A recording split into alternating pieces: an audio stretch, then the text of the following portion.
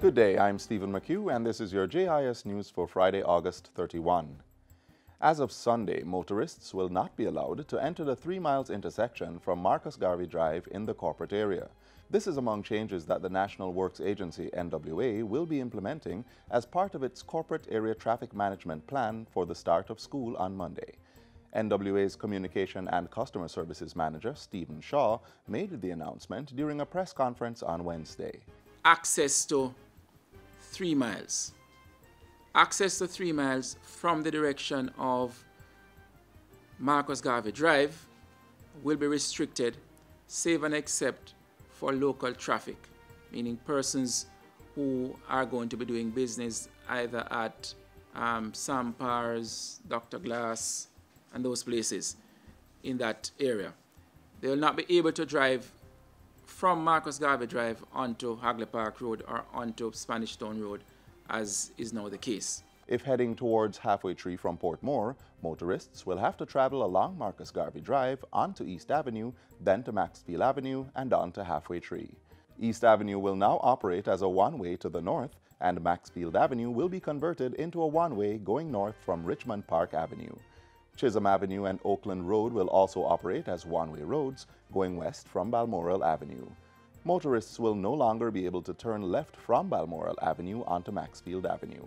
Additionally, as of September 9, restrictions will be in effect for persons wishing to travel from 6 miles to downtown Kingston. New traffic signals have been installed to indicate the changes to the road network. Mr. Shaw says the NWA will also be enlisting the help of the police to ensure that persons are able to adapt to these traffic changes. Government has awarded contracts for the supply and distribution of textbooks to primary and secondary school students. Carlong Publishers will provide $1.9 million worth of books to students in grades 1 to 3. This is part of the state's 2018-2019 primary textbook program. 3 companies are contracted to procure and distribute publications under the 2018-2019 National Textbook Loan Scheme for secondary level schools. Kingston Bookshop Limited received the contract totaling $210,517,535,014 Jamaican dollars. Carlong Publishers Caribbean Limited, $110,593,387.65. Book Wizard Limited, $65,587,200.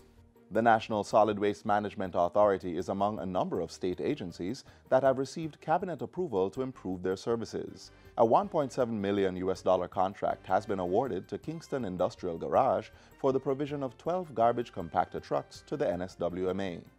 Cabinet has also approved the supply and installation of 2 new banknote processing machines and bundle packaging systems at the Bank of Jamaica. The contract, worth 1.79 million euros, has been awarded to G&D Mexico. And coming out of this week's post-cabinet media briefing, it was also announced that the Bellevue Hospital in Kingston will have increased security. A 3-year, $126.9 million contract is being awarded to private security firm Modern Investigation and Security Limited.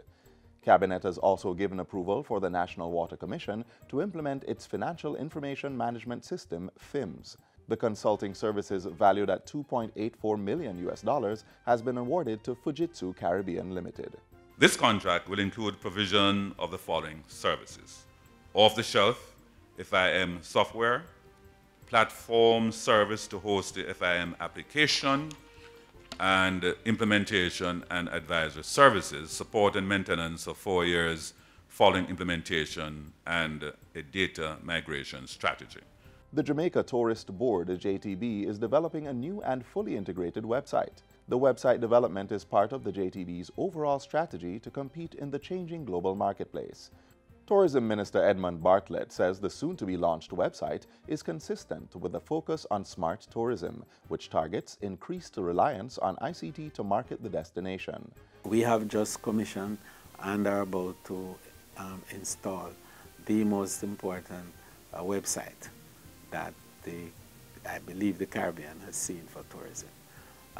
We expect that within another few days we'll be able to unfold that to Jamaica. JTB's new integrated website will also promote other aspects of Jamaica and provide real-time access and content to tour operators and travel agents globally. And finally, all is set for the unveiling of a statue in honor of Jamaican cultural icon Miss Lou. The statue will be unveiled on September 7, which is proclaimed as Miss Lou Day. It will be mounted in Gordon Town, St. Andrew, where she lived before moving to Toronto, Canada. Culture Minister Olivia Grange says the installation of the statue is part of Jamaica's plan to establish Miss Lou Square in Gordon Town as a fitting and lasting tribute to the cultural icon. September 7 will mark the 99th anniversary of the birth of Louise Bennett Coverley. The statue paying tribute to her was done by sculptor Basil Watson. And that's it for JIS News Today. I'm Stephen McHugh. Thanks for watching.